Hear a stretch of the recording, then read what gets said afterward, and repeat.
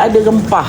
Rempah daripada ketumbar biji, rempah daripada 3 sekawan, rempah daripada kari, rempah daripada jintan tadi.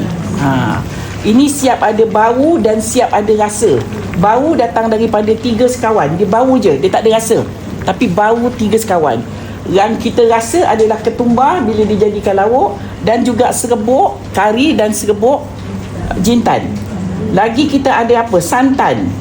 Bau tak usah ceritalah, kita ada bau daripada serai, bau daripada daun salam, dan bau daripada lengkuas dan daun kunyit.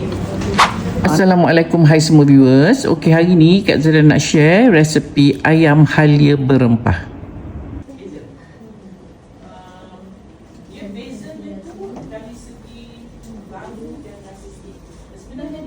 Okey, pertama sekali panaskan sedikit minyak di pali ke, di periuk ke. Biasanya Kak Zaida, kalau saya masak, kalau ada daun-daun, saya akan tumis daun dulu, supaya daun tu mengeluarkan bau. Jadi bau dia nanti ada pada minyak. Okay, kita nak masukkan daun kunyit, serai yang kita dah titik, daun salam bersama dengan ni 3 sekawan tadi, 3 beradik, cengkeh, pelaga dan bunga lawang atau bunga pekak.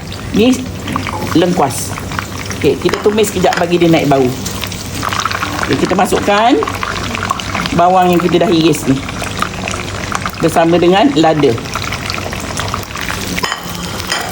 Ini kita tumis macam biasa ya puan. Okey, sementara nak tunggu bawang kita ni semua jadi, Kak Zaida nak kisar. Okey, kita nak kisar bawang besar, bawang putih, halia dan ketumbar. Blend dia sekali. Kalau puan dekat rumah ada kunyit hidup, pakai kunyit hidup. Sebab kunyit hidup dia lebih berkhasiat. Ya, okey. Nampak dia dah mula coklat, kita akan masukkan yang kita dah kisar ni tadi, ya. Yang kita kisar ni tadi, bawang besar, bawang putih, halia dan ketumbar. Okey, kita tumis sampai dia pecah minyak atau sampai dia garing. Saya pakai kunyit serbuk ya. Kita masukkan kunyit serbuk. Kita tumis sekejap ya sampai dia pecah minyak. Okey, kalau puan tadi dah kisar lada semua kan?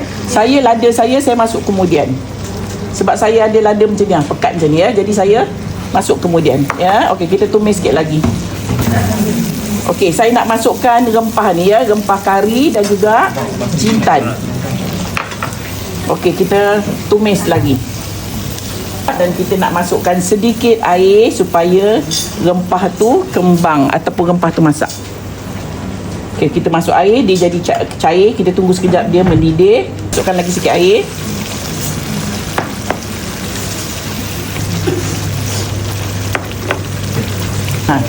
Ya, sampai dia pecah minyak, naik minyaknya. Alright, Kak Zaida nak masukkan garam.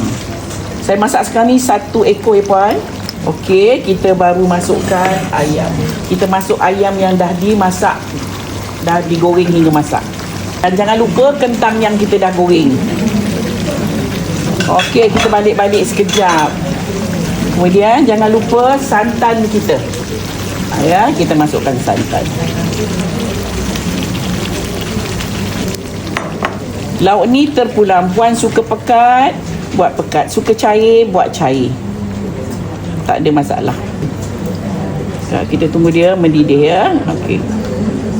Setelah dah jadi lauk, saya rasa kalau kurang gula pada lauk tu, kurang rasa manis, baru saya tambah gula. Kalau kurang sedap, baru saya cari benda nak menyedapkan dia. Itu je.